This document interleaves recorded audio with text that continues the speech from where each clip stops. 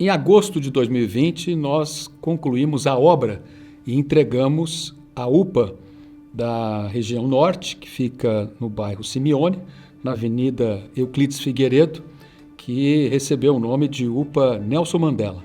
E ela atende não só o Simeone, mas todas as adjacências que envolvem Quintino 2, Quintino 1, Geraldo Corrêa de Carvalho, Marinsec e todos os bairros do entorno, dando para aquela população de 150, 200 mil habitantes de Ribeirão Preto o conforto necessário para que, em se precisando, em qualquer hora do dia, 24 horas, o atendimento médico de urgência. Essa foi uma obra que nos deu muito trabalho, porque ela estava paralisada, com todo um conjunto de falta de planejamento. Tubulações que não foram passadas, deviam ser passadas, réguas de gases que abria a régua, não tinha nada atrás, não tinha nem tomada, era só fake, só colocar na frente. Isso tudo, inclusive, muitas dessas coisas a gente descobriu quando foi rever para fazer a obra, fazer um novo projeto. Ainda bem, algumas coisas descobertas como a privada durante a própria segunda obra. Essa mesma situação ocorreu na outra obra da UPA do Sumarezinho, porque, na verdade, nós percebemos que havia uma tentativa de se entregar algo rapidamente sem que ele pudesse estar sendo concluído.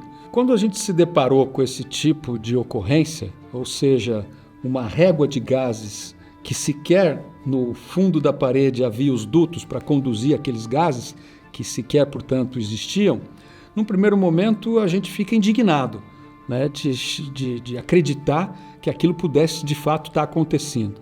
E num outro momento, um sentimento de desprezo para aquelas pessoas que agiram daquela maneira em relação à população de toda uma cidade como Ribeirão Preto. De modo que esse tipo de coisa a gente tem que evitar para jamais que isso venha novamente a acontecer no nosso município.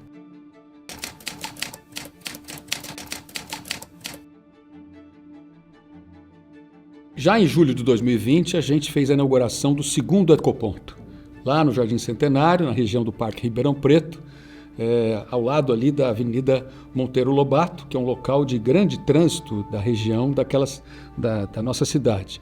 E esse segundo ecoponto, dentro do conceito de sustentabilidade, de adequação na destinação final dos resíduos, sejam de qualquer natureza, vidro, papel, alumínio, metais, móveis em desuso, resíduos de construção, todos eles também tiveram nesse segundo ecoponto o gerenciamento administrado por uma empresa contratada com a finalidade de receber adequadamente esses produtos e destiná-los adequadamente à reciclagem de cada um desses materiais.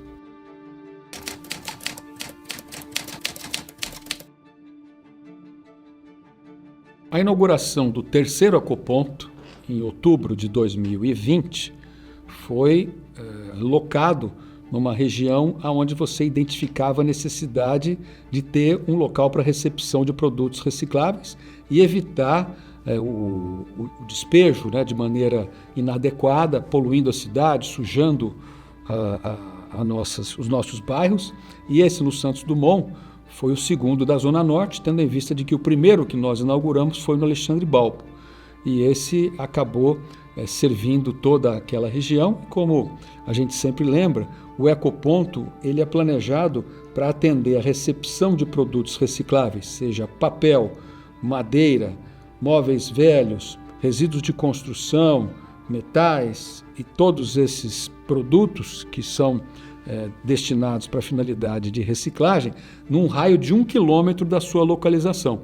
Então, o Santos Dumont, que foi o terceiro a ser inaugurado, passou a atender esse planejamento de toda a região da cidade onde ele estava localizado. Prefeito sempre antenado e sempre avançado, né, nessas questões. Então, quando foi apresentado a ideia de instalação de ecopontos, ele achou o máximo e ele deu todas as condições para que se continuasse os projetos e que fossem implantados o mais rápido possível. Tanto é que em 2020, 4 ecopontos foram implantados assim, muito rapidamente. Hoje nós já temos 6 ecopontos em funcionamento, que são equipamentos que recebem até 1 metro cúbico de resíduo da construção civil, de inservíveis como madeira, sofá, móveis que não se usa mais, os recicláveis e também o material eletroeletrônico.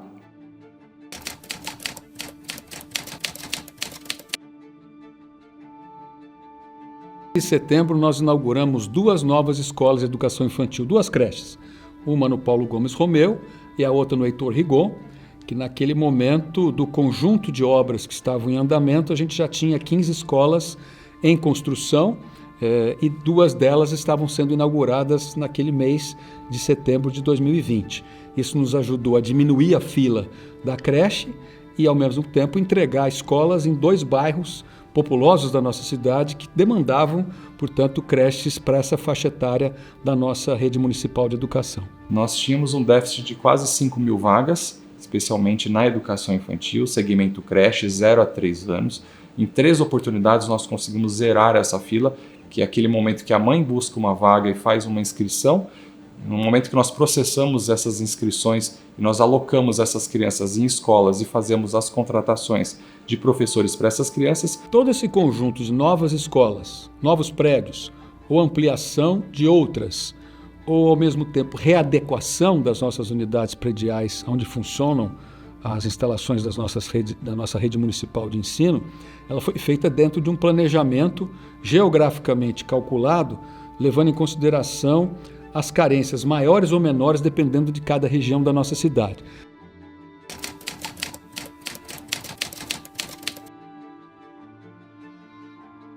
Além do trabalho de reorganização, readequação, reformas, ampliações que foram feitas em todas as escolas da nossa rede municipal, nós também cuidamos da questão da segurança, tanto dos alunos, dos professores e dos colaboradores que trabalham nas nossas escolas, permitindo que nós instalássemos 2.340 câmeras em todas as escolas, câmeras estas monitoradas pela Guarda Civil Metropolitana, com sensores de movimento e com a característica de, durante o dia e à tarde, quando há aula, você acompanhar o bom andamento e a tranquilidade do dia a dia das escolas. O prefeito é muito sensível à situação da família, que as famílias se sintam seguras quanto aos seus filhos nas escolas. Acho que é um dos maiores projetos do país de segurança nas escolas por meio de monitoramento eletrônico, enfim, também traz de alguma forma até mais segurança, porque a comunidade acaba protegendo aquela escola, acaba defendendo aquela escola que é um patrimônio público. Isso faz com que a gente não precise também colocar concertinas, são cercas, esse tipo de coisa.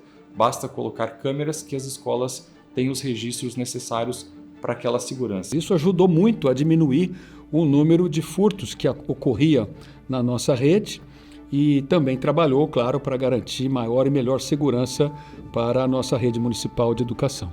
A partir do momento que nós temos os nossos postos, as nossas escolas monitoradas e monitoradas também pela Guarda Metropolitana de Ribeirão Preto, e assim que existe uma ocorrência, nós somos rapidamente acionados, rapidamente nós podemos atender essa demanda. Daí a motorização dos nossos homens, focar na motorização, para que assim a gente possa atender o maior leque de pessoas na nossa cidade. A importância da redução dos furtos pode ser medida, inclusive, com os indicadores das ocorrências. A Guarda Civil Metropolitana monitora as ocorrências nas nossas escolas e nós tivemos em 2017 47 furtos. Em 2018 foram 49. No ano seguinte, em 19, nós tivemos 32. E já em 20, depois da instalação das câmeras, caiu para 10 apenas. Então isso mostrou a eficácia da instalação das câmeras e a importância de ter sido feito esse investimento.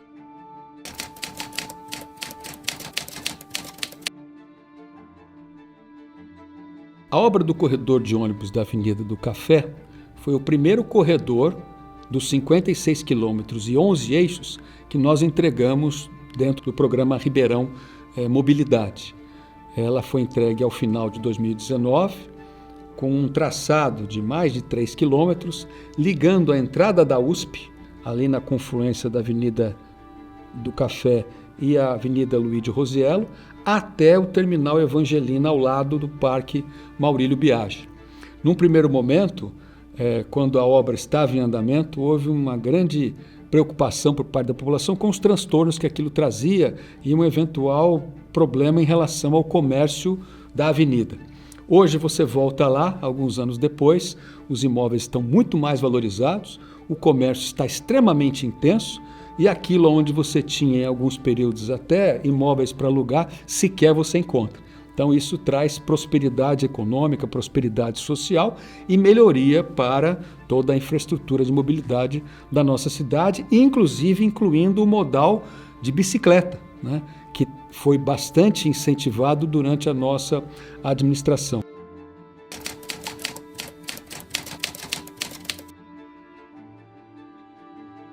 A administração pública pressupõe uma distribuição de tarefas como se fosse uma orquestra.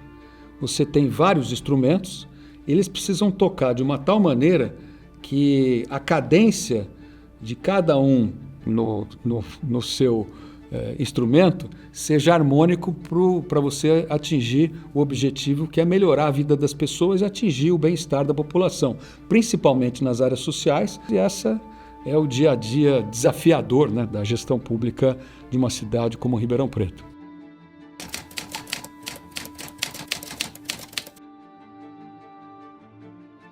Democracia não é rotatividade, você tirar um e colocar outro.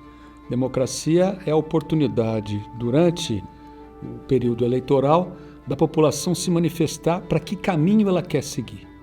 Como nós tivemos um governo muito desafiador para colocar a casa em ordem nos primeiros 2, 3 anos, até o final de 2019, nós chegamos em 2020, o ano último do primeiro mandato, inclusive no período pré-eleitoral, entre setembro de 2020, já com uma percepção das pessoas da nossa cidade de que Ribeirão Preto estava de fato sendo reconstruída. A parte da comunicação, ela faz parte intrínseca do processo de gestão pública. Inclusive a própria Constituição estabelece que os gestores precisam fazer da comunicação social a prestação de contas permanente do dia a dia do seu trabalho. E assim foi aquilo que eu costumo chamar que é o nosso terceiro P, que é propagar. Então a nossa equipe de comunicação foi muito hábil e competente para de fato conseguir traduzir para uma linguagem pedagógica e informativa tudo que havia sido feito ao longo daqueles 3 anos e quase 9 meses de mandato até setembro de 2020, para mostrar para a cidade que nós não só procurávamos agir como entregadores e realizadores, mas de fato queríamos ser vistos como fazedores, como alguém que cumpria a missão de melhorar o dia a dia da cidade, e assim foi o resultado que nos permitiu ser reeleito para mais 4 anos. E a população percebeu que de fato havia uma entrega sendo efetivamente feita em benefício da população da nossa cidade. E foi isso que nos permitiu, durante o processo eleitoral, ter o reconhecimento do eleitor de Ribeirão Preto, o que nos permitiu ser reeleito para um segundo mandato para 2021-2024.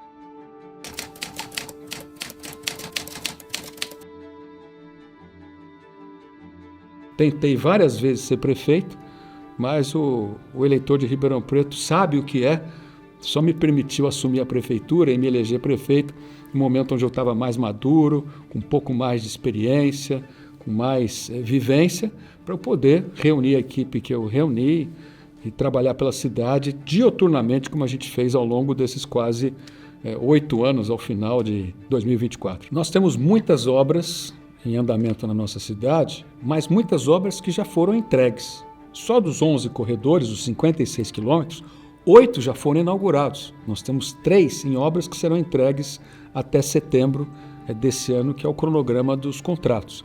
Quando a gente sente por parte de algumas pessoas a reclamação ou o comentário de que a cidade tem muitas obras, isso é fruto da capacidade de você fazer mais e novos investimentos na melhoria da infraestrutura da cidade e de projetos sociais, como o aumento do número de escolas, o aumento do número de unidades de saúde, esses equipamentos reformados.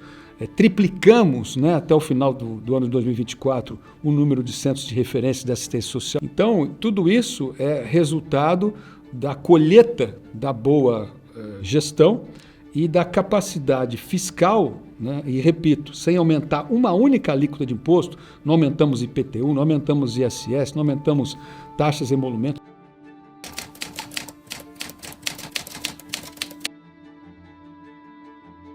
O encerramento dos primeiros 4 anos, o primeiro mandato, foi o reconhecimento de que as metas que nós estabelecemos para a reconstrução da cidade, a gente atingiu. O nosso compromisso no primeiro mandato era colocar a cidade em ordem depois do caos que ela foi inserida.